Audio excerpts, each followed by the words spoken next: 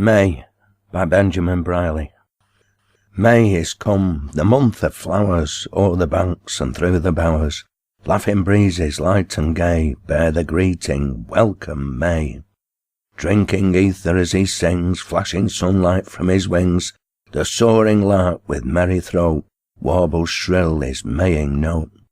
Other songsters from the grove pour their matin songs of love, and blithely up from spray to spray, hailing nature's holiday. Trooping down the vale below, weaving garlands as they go, sweet as heavenly seraphim, little vale nymphs chant their hymn. Come ye children, hither come, through the woodlands let us roam, and chase the wandering butterfly, ere he seeks some other sky. Let us go where flowery banks offer up their morning thanks, to the home of every prayer, for the pretty robes they wear. There watch how fairy hands distil sparkling wine drops from the rill, and pass the cup from flower to flower to celebrate the festal hour, whilst dryads decked in dewy gems gaily trip it o'er the lea, to tiny bells on nodding stems ringing elfin minstrelsy. Merry shouts ring through the dell, lingering whispers haunt the well, echo calls from far away, list ye what its voices say. Away and seek the greenwood shade, come each village, youth and maid, bring ye flowers fresh and gay, to strew before the Queen of May. Here are dainties to allure, from his feast the epicure, for the simple honey bee hath the sweeter feast than he. Bring the old, the hale, the young, bring the feeble and the strong, to watch the merry pranking troop round the flowery May-Queen group. Mingle in the dance and song all who would their lives prolong, and ne'er rest till shadows grey indicate the close of day. For 'tis May, 'tis May, 'tis May. Wigan Sam, by Ben Brierley.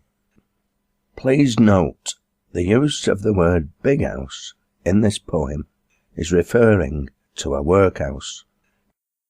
There is in Bury's ancient town an inn of good report. 'Tis not the Albion, Keys, nor Queen's, nor one of humbler sort, but high it towers above the roofs of swans, grey mares, and grapes, and many a peddling hostelry its grander neighbour apes. But none can match the eagle's nest in quality of fare, though some aver the figures high, but such are poor and rare. The cream of good society, the privileged and proud, have on our inn for years gone by their patronage bestowed. Look on the stately front and say, who of plebeian soil shall e'er presume to take its wines or share the barmaid's smile? The host, there's none, a neater man, is known in Bury town, can either welcome with a bow or freeze you with a frown. That means when your good company or tavern laws transgress, but though he turns on points so nice, esteem him not the less. A wit he is and fond of joke, albeit of high degree, and though he courts a coronet, to lowly worth is free. What can be said of man the more, however high his birth? The wight who owns a generous heart is emperor of the earth. A tyke there came to Bury town, one Wigan Sam by name, a dog whom neither house nor clan nor parish cared to claim. Friends he had none, nor kith nor kin, no home wherein to creep, when winds were fierce and frosts were keen, and snows were wild and deep, save the big house upon the hill, where dwell the lost to earth, where feeds the vagabond beside the wreck of humble worth. Sam lay in fallow half his time within those sheltering walls, nor sought to lift by fruitful toil himself to higher calls. But when the flowers began to peep and birds began to sing, and nettles grew on sunny banks, the firstlings of the spring, then Sam would from his furrow creep, and shaking off the earth that pauper sloth had heaped on him, for change would wander forth. 'Mongst Brickcroft's farms and buildings new, a living Sam would make, and sleep at nights in barn or stall, or tap-room lodgings take. When other work could not be found, a basket he would sling, and vend young onions, mustard, cress, the edibles of spring. Or he would trundle through the streets a one-wheeled truck with sand, and idle back for rags and bones, or aught that came to hand. But Sam had one ambitious wish, though paltry it might seem, to raise a modest donkey cart with single brute or team. Yet how the needful to obtain such rolling stock to buy had bothered off his scheming pate, and turned his wits awry. But lucky thought each dog's his hour, and Sam's had come at last. His wanderings through the streets one day, the Eyrie led him past. Mine host, just out of bandbox turned, stood whistling at the door, with hands deep in his pockets thrust, their contents jingling o'er. Our vagabond from Wigan town soon Boniface espied, and waxing keen to try a joke, thus to the yokel cried, "Hullo, old sinner, what's your game? You're out again, I see. No work, old story, Sam. Oh, want to speak to me? Well, cut it short, what is't you want?" "A friend," was Sam's reply. "I want to raise a sovereign, a jackass cart to buy. I know where I can have a moke 2 days a week or so, and if you can lend me 20 bob, you won't beat best friend, I know." "But what security can't give?" mine host said with a grin. "A man these times must have some hold before he parts with tin." "That's bothered me for weeks and months," said Sam with hopeful leer. "But now I've getten o'er it straight and tidy, it's just here. I were thinking, if you lent me brass, that I could make a start. For security and such as that, you could have your name on cart." Old Pigeon, the ruling passion strong in death, by Benjamin Brierley. Old Pigeon were as dry a bread as ever swiped his drink. He liked to see a frothy pint smile at his nose and wink. At morn or neat 'twere always reet a quart or pint o' gill, were the same to him if the pot were full. He never had his fill. If e'er he geet his breeches knees beneath the tap-room table, he'd sit and drink and smoke and wink as long as he were able. He'd grown so firm to th' alehouse nook and swiped some money mixtures, that when it come to changing ons, he were reckoned among fixtures. Whene'er their Betty brewed a peck, if he could find a jug, he wouldn't wait till th' ale were tunned, he'd laid it out at mug. One night Old Pigeon flew toward home wi' a very wobbling flutter. Sometimes he'd tumble into th' hedge, and sometimes into th' gutter. He knew he were late, and didna want their Betty to see a leak, so crept upstairs to bed in dark and in his stocking feet. He groped about in sleeping coat and felt for drawers and bed, but nowt he touched till bedpost flew and banged again his head. "Theer," said Pigeon, "that's a go. There's somebody been working charms, for it's the first time e'er I knew me nose were longer than me arms." But poor old Pigeon's time had come, and when his will he'd signed, he said he held nowt but druth, and begged for another pint. His ruling passion stuck till death, and as the slayer raised his dart, he licked his lips and faintly said, "Just make it into a quart." "I wouldna care a pin for grave, though I'm tottering upon the brink, if I could come back wi' burying folk, and ha' my share at drink." Prince Alfred, Duke of Saxe-Coburg and Gotha, and Duke of Edinburgh, the second son of Queen Victoria, married on 23rd of January 1874 the Grand Duchess Maria Alexandrovna of Russia, the second daughter of Emperor Alexander II of Russia, and his wife Marie of Hesse and by Rhine, daughter of Ludwig II, Grand Duke of Hesse and by Rhine, and Wilhelmine of Baden, at the Winter Palace, St. Petersburg. Benjamin Brierley wrote this poem in celebration. To Her Royal Highness the Duchess of Edinburgh on her wedding, by Benjamin Brierley. Hail to thee, chick of the eagle, he that flaps its wings up Baltic Sea. Thou art welcome to our Sal and me, and Walmsley Faut. Thou comes with snowdrops fair as they, peeping out at wintry day, but soon thou'll see an English May in London Faut. Thou should have come on some years begone, just when our ship strength thou didst son, before those feats were lost and won in Crimean Faut. The Meta saved us somewhat then, in Powell the Gowd and lives of men, but thou'd hardly crept from under it then, when the warcocks Faut. Come o'er to our house, bring Alfred too, bout him thou'd rib make jealous grew.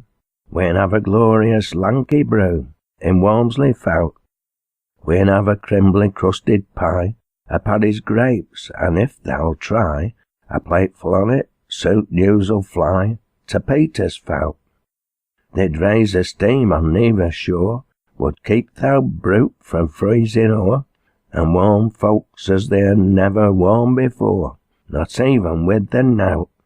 I'll show thee what thou's seldom seen, some happier folks than king or queen, where warmer hearts and breed terrene ne'er blessed a Faut. For all that we're none done like thee, in silk and gowd and fiddle-de-dee. Blue print is our best finery in Walmsley Faut. We arena fed on nettles rare, and yet and just a little to spare, for folk at hand their cupboards bare, in any Faut. Thou's not had porridge twice a day, as I've had many a time, nor tay, that's tasted like a brew away, and sometimes nout.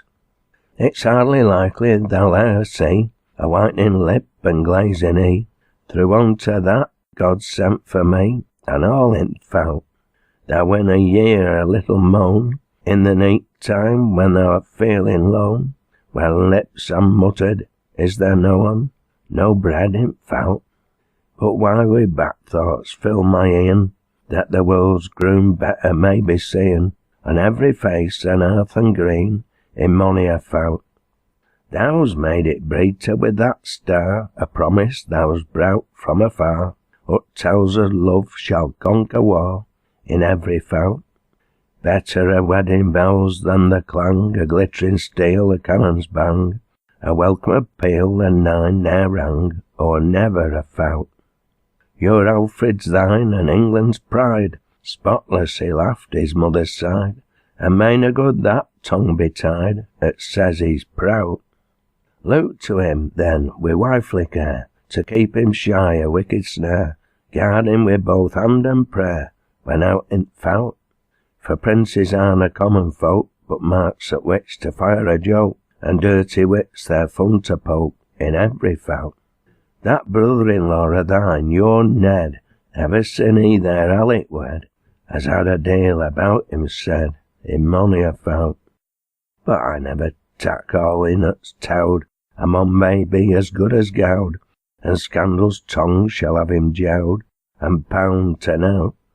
If e'er thou'd woman meddles o' thee, but surely that can never be, dunna like some wives go on the spree, and tell all the Faut. But use her kindly, hers has been a life ne'er lived by other queen, no wrong words ever passed between her and her Faut. Walk thou in the tracks her shoon han made, and tak no heed o' whispering jade, at years things that han ne'er been said, in ne'er a Faut. Happen thou'll have a family, a big un, sometime we shall see. If the fuss a lad, then send for me to Walmsley Faut, and I'll be godfeyther to Bab. Just take a hint and call him Ab, then wouldna there be a roaring gab in England Faut. Howdab's Lament over Knockmill Fair. It should be explained that Knott Mill is a part of Manchester at the opposite end of Deansgate from the Manchester Cathedral. I would have lament over Knott Mill Fair by Benjamin Brierley. The lungs that once through Knott Mill Fair their classic music shed are now as mute in Knott Mill's fair as if that voice were dead. So gone's the strut of former days, so tinselled glories o'er, and hearts that beat to penny praise now feel that throb no more. No more the chief with tawdry dight, the roar of tumult swells, the noise alone that's heard at night its tale of drinking tells. Thus talent now, whene'er it wakes our feelings to engage, is when some poor old thespian takes a tap-room for a stage. Fotchin' the Cows Up by Benjamin Brierley. One summer evening, when the screening clouds drew o'er the setting sun, Madge went tripping out at shippen, fotchin' the cows as oft had done. In Thowd Lane he met a swain, plucking blossoms from the spray. Madge said he, it's strange to see they fetchin' cows so late in day. Madge said no, yet truly thou, there's summat wicked in his een, but when her waist he tightly pressed, how could who longer silent be?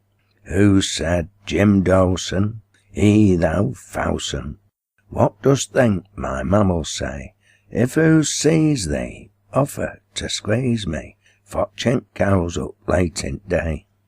Let me go, Jim, now then do, Jim, I've no time for stopping here, but the youth, to tell the truth, with cobweb could held her there. Then the gate was not too straight for two to pass and go their way, but who could pass a bonny lass when fotchin' cows up late in day? Madge, said Jim, whilst who to him as closely clung as he to her, it's strange if time in summer's prime an hour to lovers canna spare. If Thow's sun's gone, there's the young moon yon, stringing silver beads on thay, and those bits o' leet that flit so are cows who's fotchin' late in day. Two clouds meeting now a greeting, see 'em kissing as they pass. Madge not thinking, ill said, shrinking, which it's lad and which it's lass. That, said Jim, it's breet and slim, must be the lass now on her way, spreading charms o'er heaven's farms, while fotchin' cows up late in day. It had been a wonder and a blunder, had the skies their lessons lost, if two clouds meeting did aught greeting, why did Jim the maid accost? But oh, the kisses and the blisses that took Madge's heart away, now who's fain who met a swain when fotchin' cows up late in day.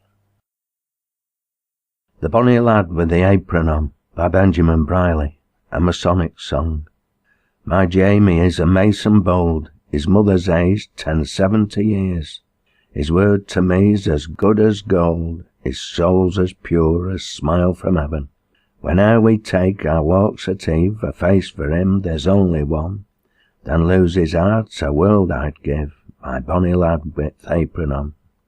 He jewels wears upon his breast, and three upon his brat so white, and when he's donned up in his best, oh, is he not my heart's delight?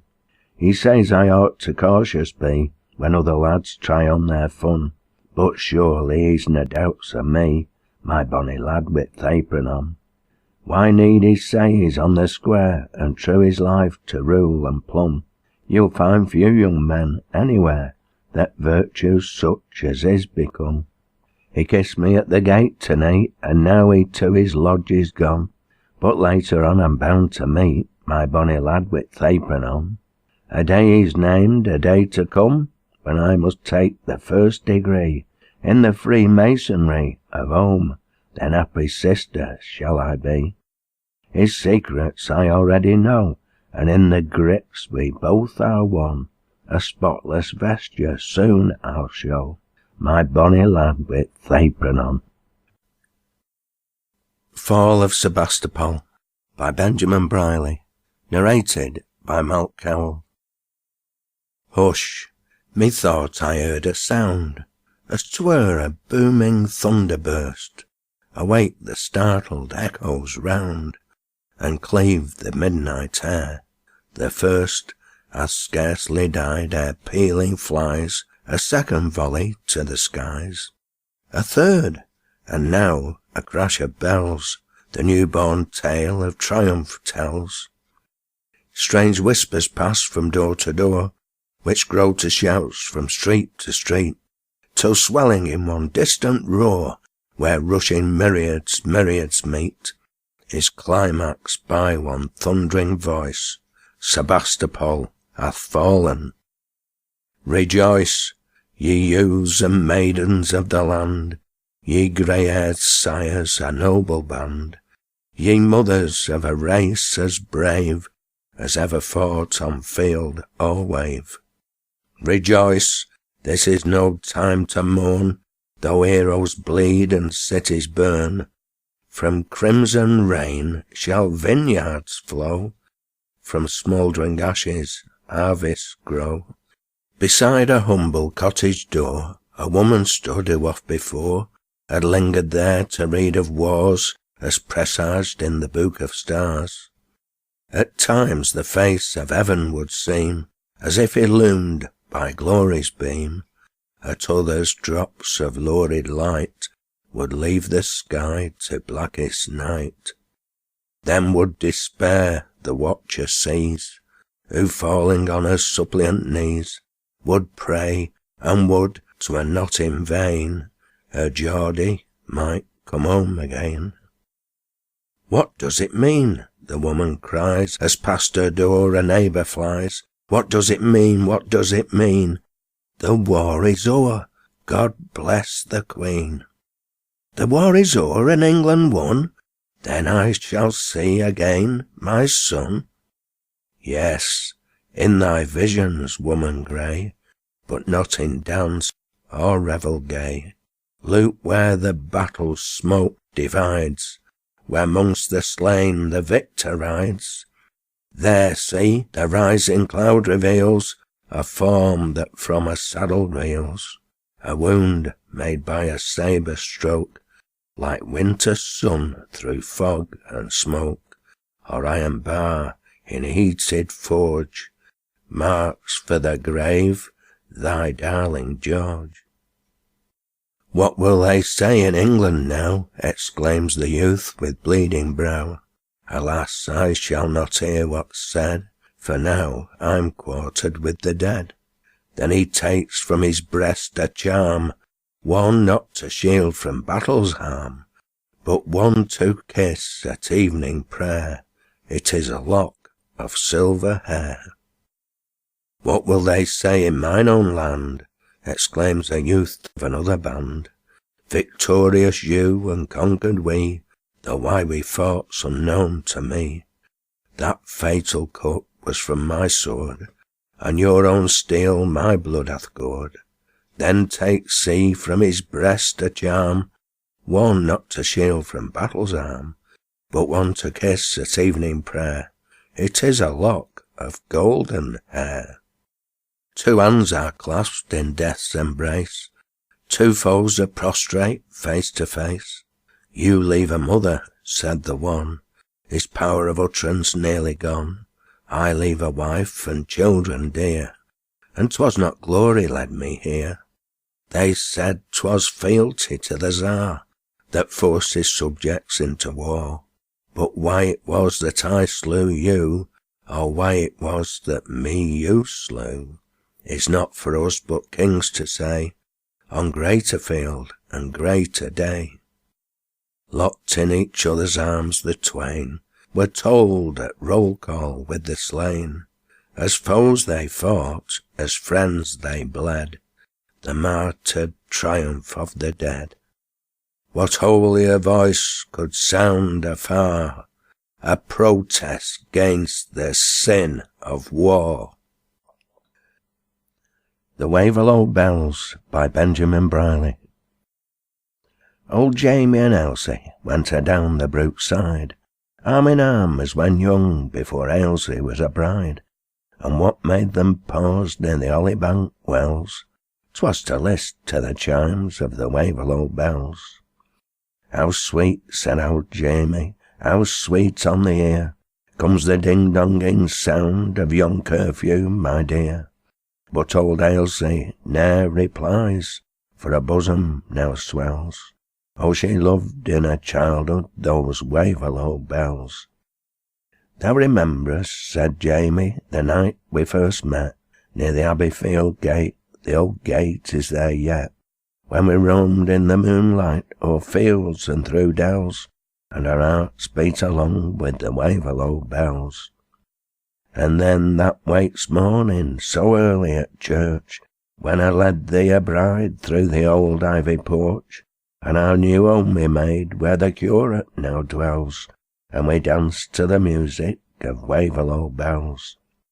And when that wakes morning came round the next year, how we bore a sweet child to the christening font there. But our joy peals soon changed to the saddest of knells, and we mourned at the sound of the Waverlow bells.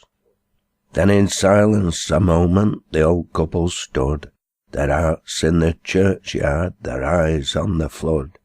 And the tear, as it starts, a sad memory tells, oh, they heard a love voice in those Waverlow bells. Our Anne, said old Ailsie, was the fairest of girls. She had heaven in her face and the sun in her curls. Now she sleeps in a bed where the worm makes its cells, and a lullaby's sung by the Waverlow bells. But her soul, Jamie said, she'd a soul in her eyes, and their brightness is gone to its home in the skies. We may meet her there yet, where the good spirit dwells, when we'll hear them no more, those old Waverlow bells. Once again, only once, this old couple were seen, stepping out in the gloaming across the old green, and to wander her down by the Hollybank wells, just to list to the chimes of the Waverlow bells. Now the good folks are sleeping beneath the cold sod, but their souls are in bliss with their daughter and God, and each maid in the village now mournfully tells how old Jamie and Elsie loved the Waverlow bells. The Bonny Blue Ribbon by Benjamin Brierley. 'Twas down in the vale where the Medlock runs clear that I met with young Colin in the fall of the year. The glance that he gave made my heart bound with glee. He'd a bonny blue ribbon tied under his knee. He asked for my heart, but he'd had it before. If I'd 20 to give, I'd have given him a score. My looks must have told him what I could not see, or the bonny blue ribbon tied under the knee. His voice is so tender, so mellow and sweet, which the thrush in the gloaming its tones would repeat. The mirth of the village no charm had for me, 'twas the bonny blue ribbon tied under the knee. But woe's me, my love has been pressed to the wars. He'll return crowned with glory or covered with scars. If the fates be as kind as his heart's been to me, he'll wear the blue ribbon tied under the knee. The summer is past and the birds are all fled, yet no word of my Colin, is he living or dead? If he'd send me a line, 'twould be heartsease to me, or the bonny blue ribbon tied under the knee. Oh, why this strange feeling, this hope and this fear? There's something that tells me my lover is near. 'Tis my Colin come back to his home and to me, with the bonny blue ribbon tied under his knee. To My Wife on Her 59th Birthday by Benjamin Brierley. Now all that glitters is not gold, a lesson learned from that dear wife. The sun that's bright at morning tide is like the transient morn of life. At noon it pales its morning beams, the sky assumes a sober grey, as if the calm of eventide would chase in sleep all cares away. Another morn, a brighter morn, may greet with joy our waking hour. A sun of heavenly gold may shine, not plated o'er by earthly power, but gemmed as with a coronal, formed of the purest crystal ray, and stream afar like an angel's smile, the light of an eternal day. Penned in Hall Street, Moston, April the 29th, 1893. Welcome to our old friend Ben, by Julius. Welcome, old Brid, we give thee hearty cheer, in this the happiest place of all thy life. Oft have we heard thee sing with voice so clear, of all the charms with which it is so rife. Here hast thou gazed as only poets can, and felt the landscape, not the work of man. And gazing thus thy soul has filled with light, to brighten up the wearied cotter's night. And bursting forth in many a joyous strain, hast made the welkin fairly ring again.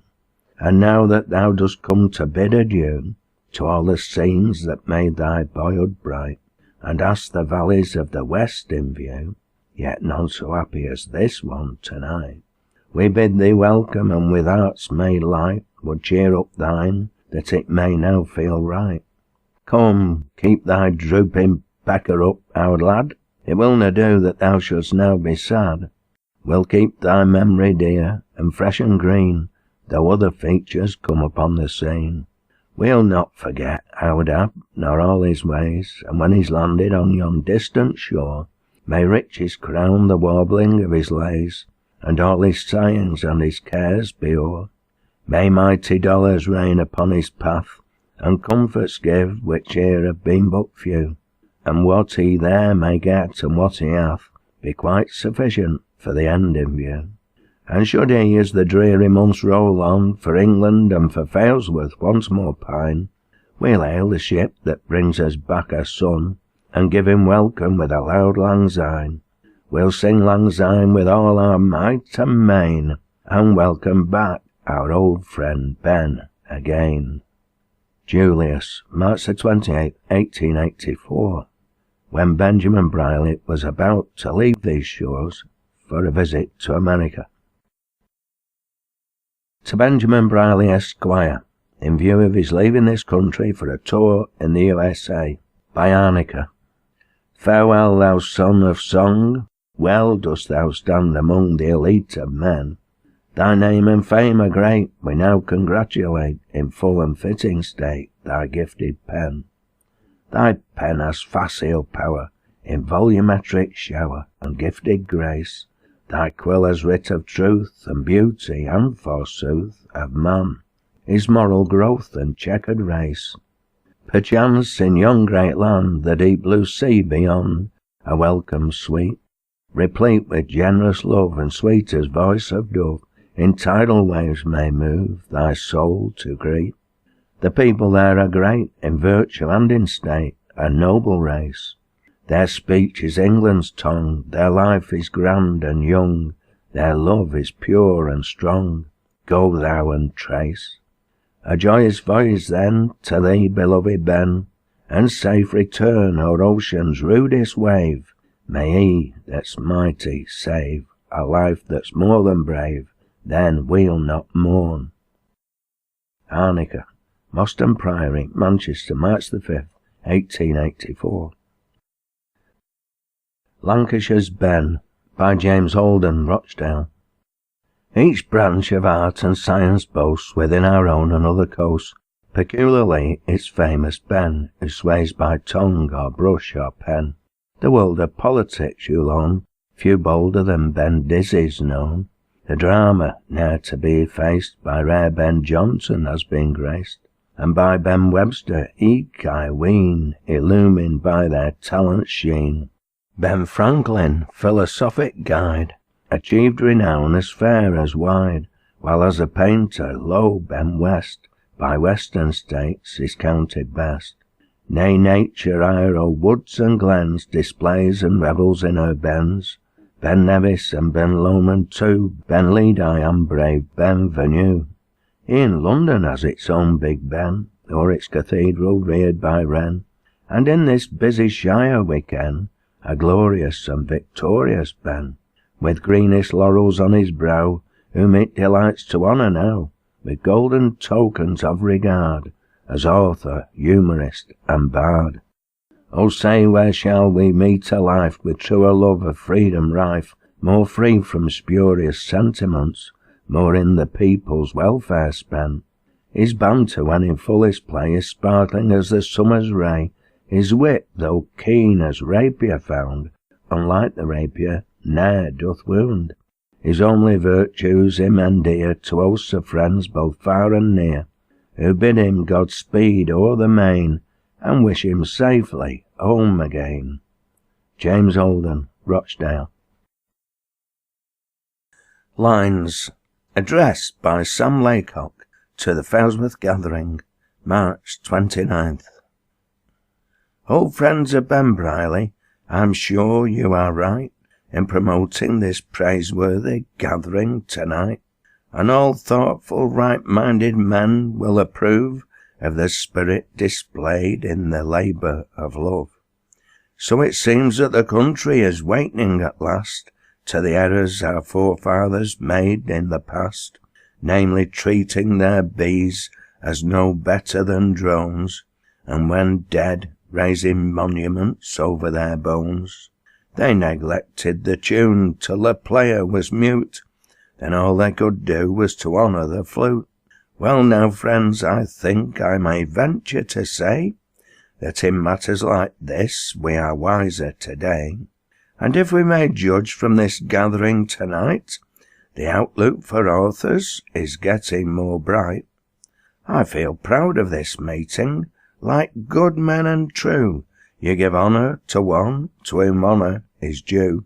For while London reared Dickens and others as great, it was Failsworth that reared the renowned Ab o' the Yate.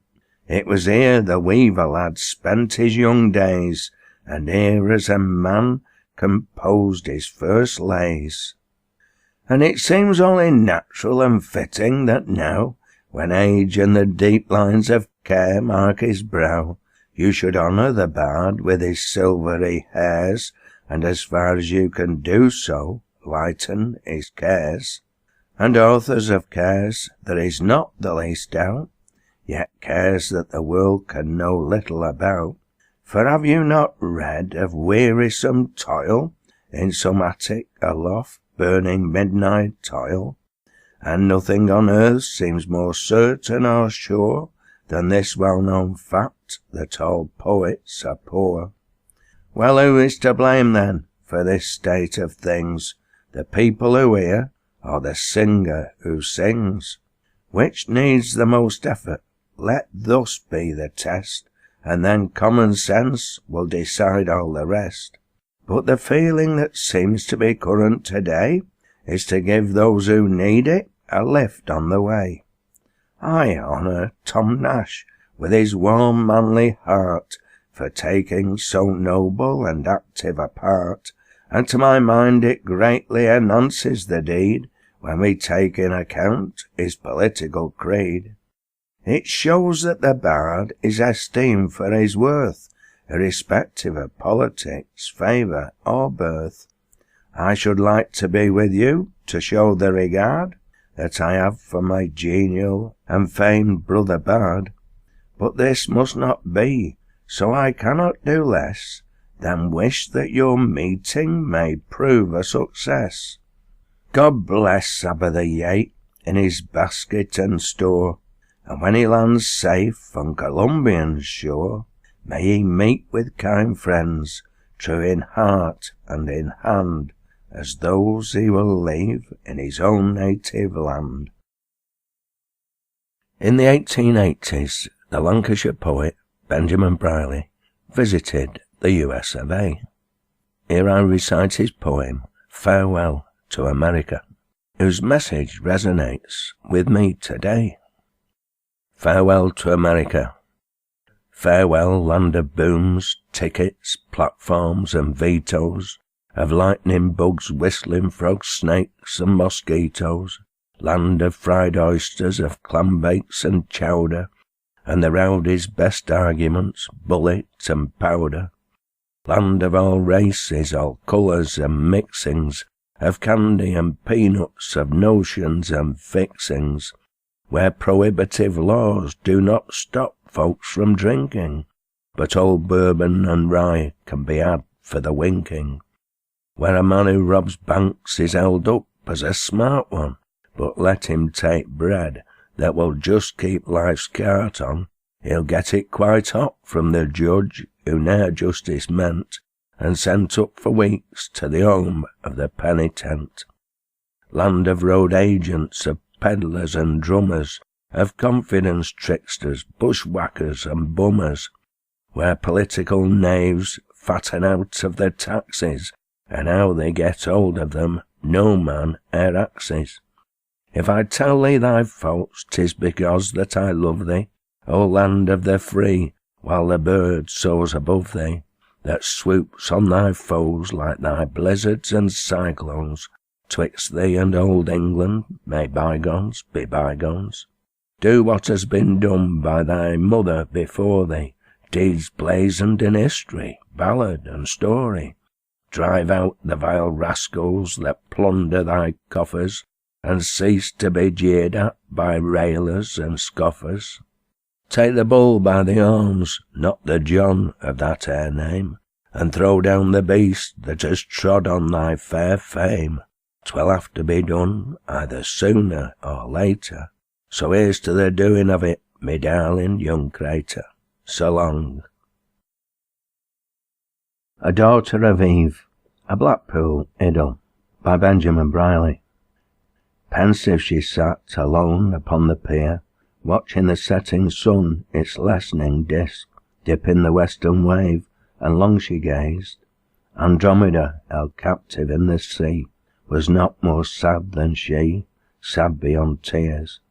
I pictured to myself the fading form of some fair bark bound for a foreign shore, and with it all she loved on earth. I tried to read her thoughts. Were maidens fair and matchless in their beauty in that land, towards where the swelling sails their canvas bend? And would a glance from their dark eyes so fill the soul with the sweet ecstasy of love, that he'd forgot the love he'd left behind? She'd heard of sirens hid in ocean caves, that so beguile the faithless mariner with soul-enslaving harmonies, that he forgets his mortal hands forever lost. Anon she did avert her face, then cast her eyes again across the angry deep. I ventured to ask the cause of all her grief, why she, like Niobe, was all in tears. She sighed and said, "Wait till I get him home." Burns's Birthday. Political address delivered at an imaginary festival, by Benjamin Brierley. O ye wha harna higher aims than fill with drink your drouthy whimes, ye need a schooling frae your dames, when ye forget that nits are langer at your aims than where ye set. I am na Solomon nor sage, whose virtue only comes with age, who wore eternal nightly wage gainst sorts o' drink, but tak a drop in Tammy's cage to make 'em wink. This day young Rav first saw the light shine o'er his head, a wondrous sight. 'Twas like a holy nimbus bright to greet his birth, then darkness skelp it like the night frae off the earth. He saw around him as he grew a grabbing, keen and selfish crew, to nothing but their interest true, the God they serve. Aught good in man they naething knew to make them swerve. On hypocrite he laid the stick they kept for decent folk and sick, as would like dumb spaniels lick their dirty knave. I maun keep friendly wi' old Nick, he holds my brief. He made the sanctimonious squeal like rattans in an empty bale. The Sunday saint and Monday deal he wouldna spare, but like a doughty on his cheel he'd strip them bare. But in his gentler nature he in wounded hare a friend could see, or birdie wounded wantonly, they call it game. A bairn so scared it canna flee is just the same. For poor old Maley he'd a tear to shed beside her mountain bier. He called the sheep from far and near, with grief to wrestle, but Maley was beyond the fear of butcher's trestle. And in the wee and trembling mousey, he wouldna rob of its bit housey. He made that crawling pest a judge of fashions, and gave to it supreme and dowsy a critic's notions. What kens wha Rabbin might ha' been if life along a lease again? Yet ere he left this earthly scene for death's dark portal, a simple flower, a modest mien, he'd made immortal. Lament for the Fowlsworth Pole by Benjamin Brierley. They've ta'en me down at last, the seas, because I'm getting rotten, and that's no wonder when I think I've been so long forgotten. There's nobody tripped me out with paint, nor trimmed me vein and points, nor washed me face, nor combed me ear, nor oiled me creaking joints. Sin' I were put here to face the storm, and wintry frosts and snows, and not a drop of comfort sent to thaw me frozen nose. It weren't as so went Lord at land, with ribbons decked me head, and made me change me politics by turning blue to red. I wonder what thou'd ship would say, and trumpet foot would do, if they could rise before their time, and see what I've come to. Thou'd Smith would make his anvil ring, and make his bellows blow, if he were told the VR were gone, he'd fashioned years ago. And Chanticleer has left his perch, because he were out of place, to stand with crown beneath his tail, he felt were a disgrace. So long as we and a queen to rule the fates of fowls and men, and show us the way our feeling blow, it ought to been a hen. Farewell, old brid, and when I'm gone to join the shades of men, thou wish they'd spared a bit of paint to make me young again. But now another'll tap me place, and mash her for a time, but he'll come down to rust and chips before he's past his prime. So 'tis with men as well as poles, neglected in their day, and when they come to coffin dust, they'll find a bed of clay. With regard to the Fowlsworth Pole, this ancient landmark, so well known throughout the country, had been taken down as it was deemed unsafe on account of decay. It should also be noted that a Chanticleer is a cock. The Stonebreaker's Song by Benjamin Brierley. Young Robin at smithy a courting did go, with his ace smithy, ballis and anvil and all. He were 1 and nothing, just the age for a fool, but Howder were kit by a hay time or two, singing derry down Robin, no sighing nor sobbing, will e'er tear love not tween Kitty and thee. Now Robin he begged, as he stood at thou's porch, that Kitty had let him just take her to church. But Kitty said, no lad, no church yet for me, for a year or 2 longer I mean to be free, singing derry down ditty, a snicket were Kitty, her heart were as hard as a wheatstone, I'm sure. Her lover had waited a 12-month or more, and neatly had striven her heart to get o'er, but seeing at last the 2 laughed as he spoke, his pluck dropped so low that he were ready to choke, singing derry down Robin, thou's done too much sobbing, cock thy hat on one side, and go whistling wome. I'll see thee once more, young Robin, he said, and ask thee again if thou mean'st to be wed, and if thou say'st not, thou may go to th'owd lad, for Margaret of Peters is tired of her dad.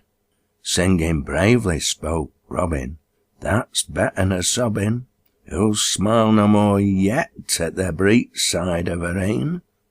Next time he went armed with a power he'd ne'er tried, an old oak latch spittle he'd slung by his side, that were chalked o'er wi' X's, half moons, and round O's, wi' a lot of straight strokes that were set out in rows.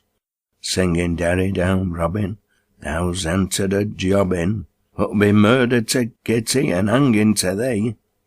Well, dost thou say no yet, young Robin, he said. Kitty made him no answer, but threw back her head.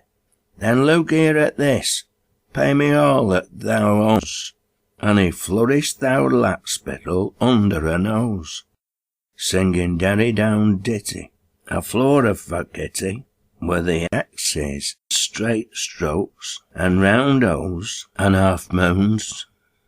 This is what I scored on you last year, Robin cried, for a fippenny pincushion, tongue by thy side, 2 link of a necklace, a pin for thy gown, and a new flowered hussif I brought out at town, singing derry down Robin, thou set Kit a sobbing, thou'll have her in fits if thou reads any more. Then I took thee to fair, Robin said with a sigh, and bout thee some nuts and a gingerbread pie. Some porter I paid for at Skewer and Cop, and 2 ounces of toffee at old Nanny's shop, singing derry down Kitty, thy Robin's no pity, or else it'd wipe score off and set thee on free. Kitty sighed and said, Robin, I'll pay thee thy shot, wilt have it in money, or papa, or what? But before he could speak, who'd her arm round his neck, and thou'd old bat spittle were wiped to a speck, singing derry down ditty, now Robin and Kitty, and chalked up a score that'll last 'em for life. To make things understandable, a score is normally chalked up on the back of a pub door and refers to the amount of drink having been consumed and not paid for by the person whose score it is. To Edwin Waugh, by Benjamin Brierley. What ails thee, Ned? Thou art not as 'twere, or else know what I took thee for, when first thou made such noise and stir in this queer pleck, hast flown at fame with such a bear as to break thy neck, or art a dropping fithersy and keeping nest warm till some day, toward April tide or sunny May, when thou mayst spring and warble out a new made lay on strengthened wing? For brids a song mun have their moult, as weel as other brids, I doubt, but though thy perch beneath the spout, or root monk heather, they are saved from many a shivering bout by hutching together. Come, let our mother dumps a be, and wag thy head with friendly glee. Fly o'er a humble brid to see, this world is wide, there's room for both thee and me, and more beside. Come, scrap thy bill and bat thy wings, hark how the merry layrock sings. Good news fra Flowerland he brings in his glad throat. And canna thou, 'mong lesser things, put in a note? The buds that peeps fra every spray, the cock that wakkens up the day, the thrush that sings its roundelay in bower and tree. Shout, come out bred and have a say in nature's spree. For 'tis a spree this life o' ours, drinking wine for cups of flowers, and tacking incense in its showers, enough to crackers, or having glorious neatly cowers with a fithered Bacchus. Fly o'er thyself, for if thou chooses to bring some other brids at muses, pike out a flock and come and ruse this, my pitching coat. The moat sees him who then refuses to tune his throat. Foremost in flight on gentler wing, the press which Philomela bring, it swells my crop to hear him sing in plaintive strain. To squeeze his claw with friendly ring I would be fain. Then there's that old grey topping lark, who sang when thou and I were dark, long years sin, o'er twart the little park, Bamford his name. Let's give our yeds a reverent jerk, and own his fame.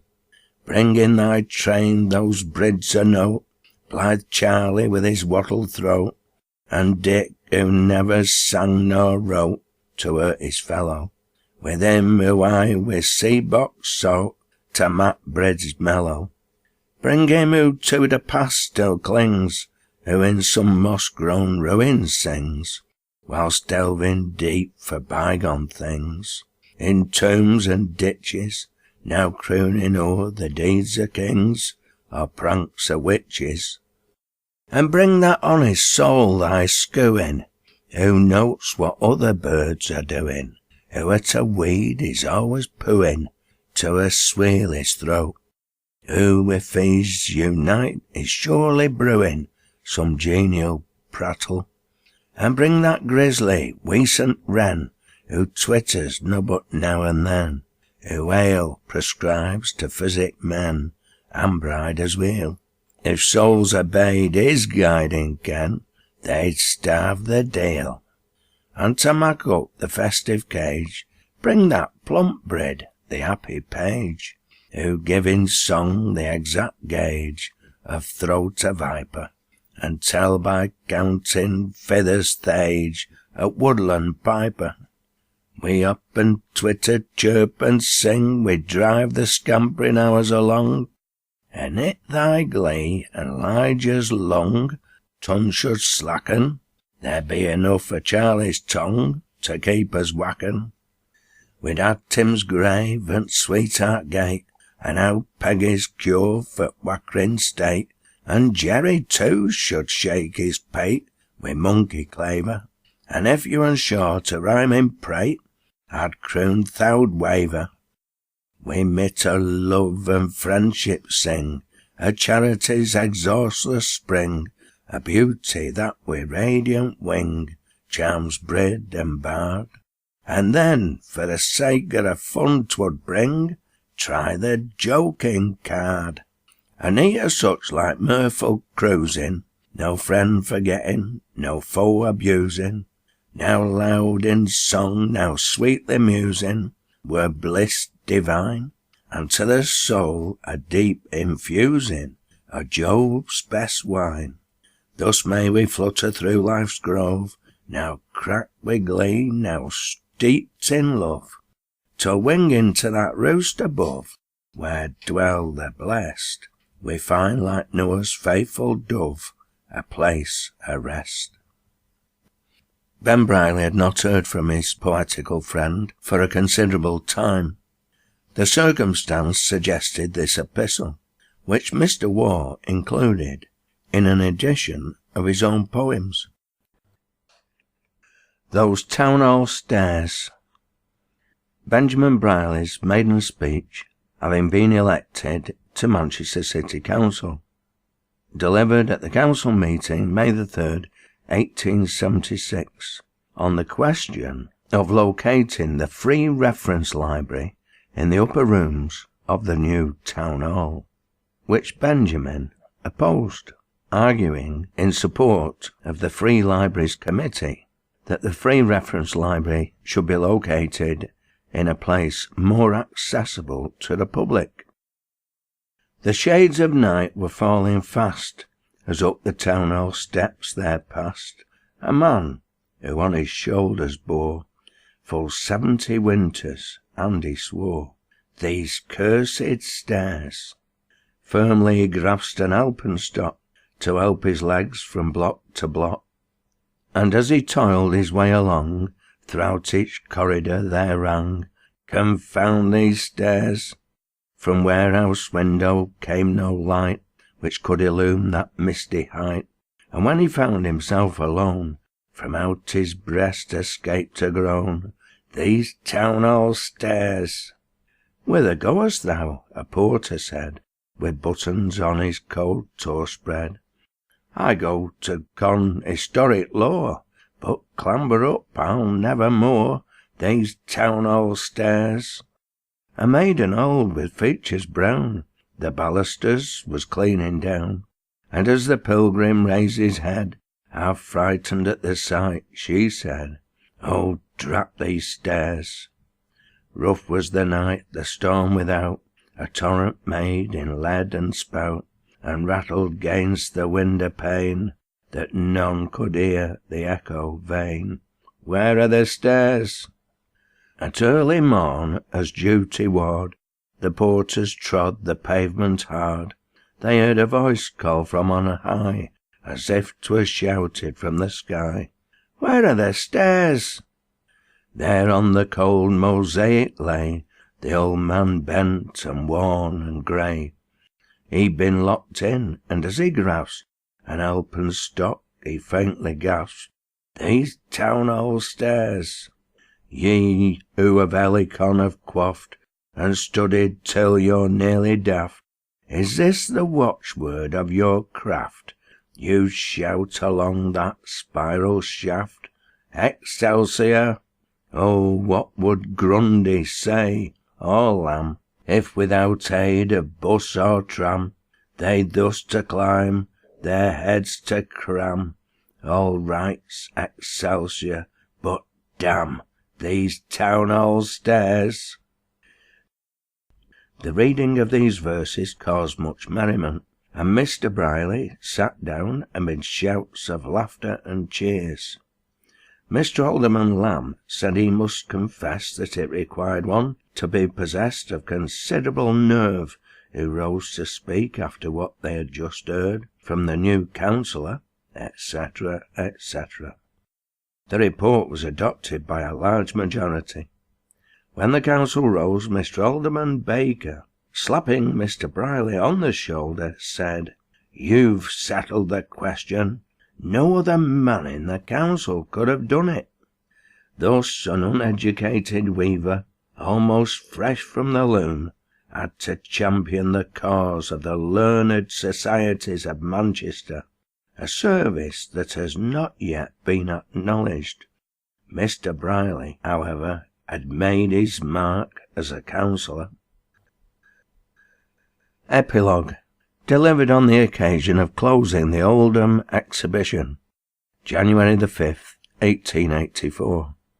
Now does the engine end its busy run, rake out its fires and say its work is done. No more its throbbings, scarcely heard or felt, shall send pulsations through catch cord and belt, but like a giant whose journey's at its close, lays down its limbs and seeks well-earned repose. No more will listen to the throstle's song, not the wild notes we hear when days are long, but more like hum of bee when at its toil. I think my muse requires a little oil. No more will watch the steady pace of mule, not the queer animal from Balaam's school, but from that stud erst vitalized by what, and given shape and motion by a plat. No more will see Niagara from a pump, nor feel old times renewed in double bump. No more the rattle of the busy loom shall ears assail, as 'twere the tongue of doom. No more will watch with wondering regards grow line by line the sharp and bristling cards.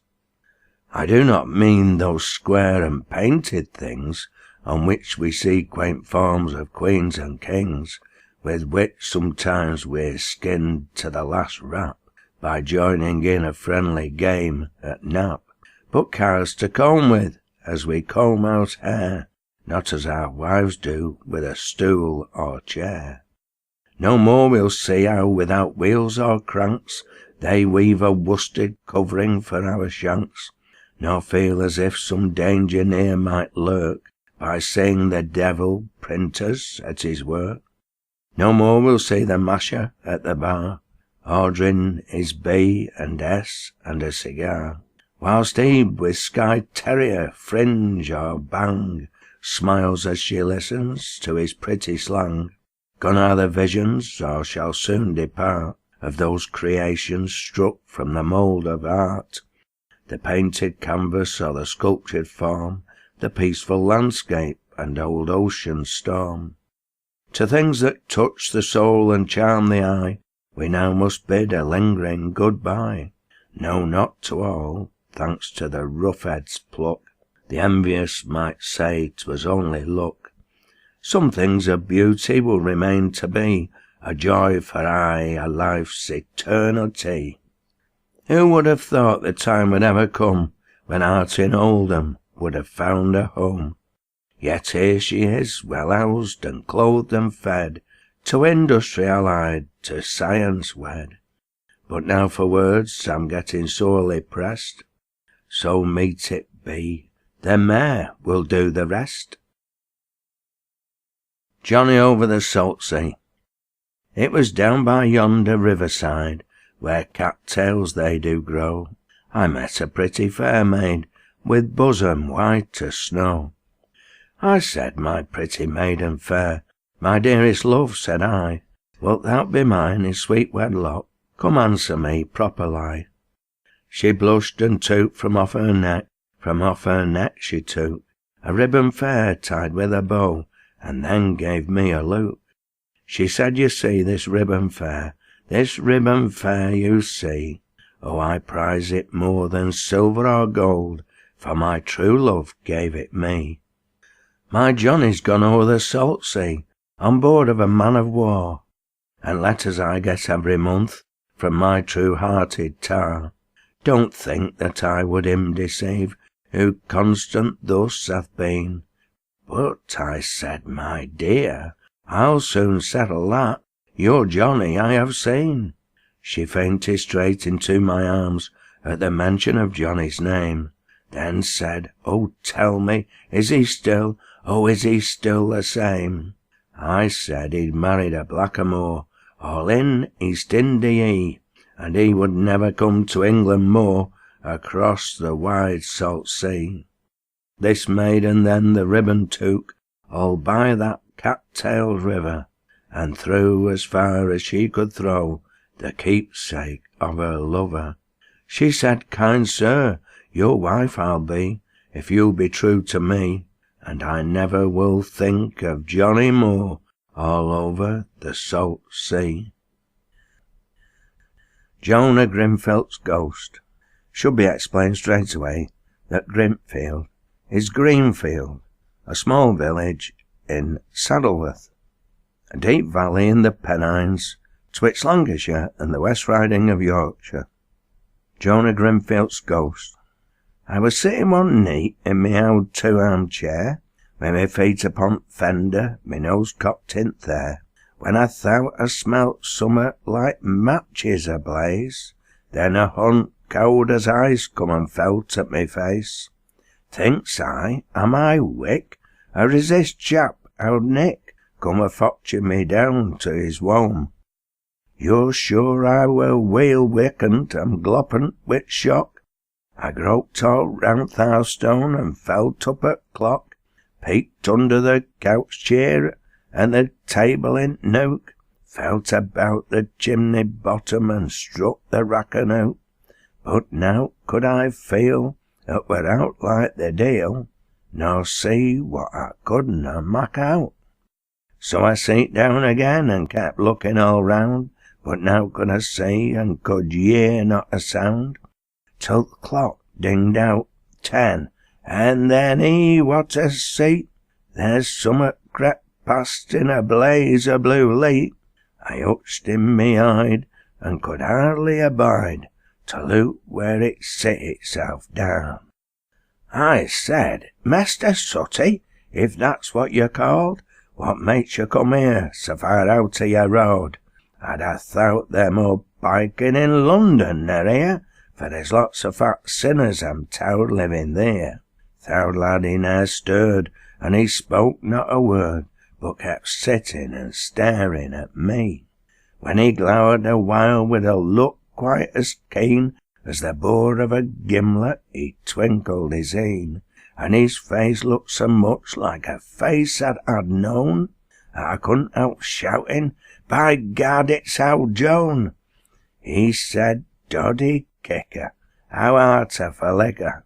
It's dree where I come from, that's sure. I've chewed coffin legs till me teeth are like saws, and gravestones are rather too hard for me jaws. Ask getting out better, if no but a snack, for digestion's no good when one's laid on the back. So bring out thy table, and get what thou art able. I'm wombly with trudging so far. I said, if that's thee, thou'st ha' the best I can bring. But times are so bad sin we get a new king. I've now no but waiter, just drawn out at well, and a cob of brown jannock I'd save for mysel. Thou'rt welcome to feed on it, if maybe thou hast need on it, and I'll whistle for next that'll come. Old Jones shook his noddle and felt at his chin. Bring it out then, he said, for a long to begin.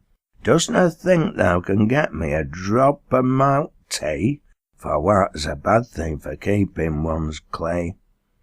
A drop of good toddies, a comfort for bodies, whether living or laid in t' ground. Just wait thee a minute, I said, and I'll go and see if old Mal has a sup at last brew. Put thy hand into cupboard and tap what there is. If there's had no but coffins, thou'll do no one amiss. So with a jug out I sallies, and runs to old Mally's, and gets it run full of brown ale. When I get back to th' house, John were wiping his lips. He seemed to think Janet were better than chips. Give me out of that pitcher, he said, and let's drink. You're no much better off nor what we are, I think. Oh, Janet, to be sure, I could do with some more, but the beef were all gristle, I'll swear. With that he swiped th' ale up and looked into pot, took his kneecap and crutches and said he must trot. But what he used the sticks for I never could tell, for he dropped straight through floor and left me by mysel. Then wandering and staring, thinks I thou'rt to querin' if beef thou could find where there noan. I struck up a leap, for now th' house were all dark, and I scout down at floor, but I found not a mark. When at the table I looked, there were the heels of me shoon, that I'd just stumped with hobnails and put upon th' oven, and how jannock and leather had mixed up together, old Joan happen knows afore now. A moral, I'm sure, you can see when it's sung. It may have been tedious, it may have been long, but of this there's no doubt. That's how hungry one feels. There are others worse off if they'll tackle shoon eels. So let's give o'er sighing and grumbling and crying, and try to do the best that we can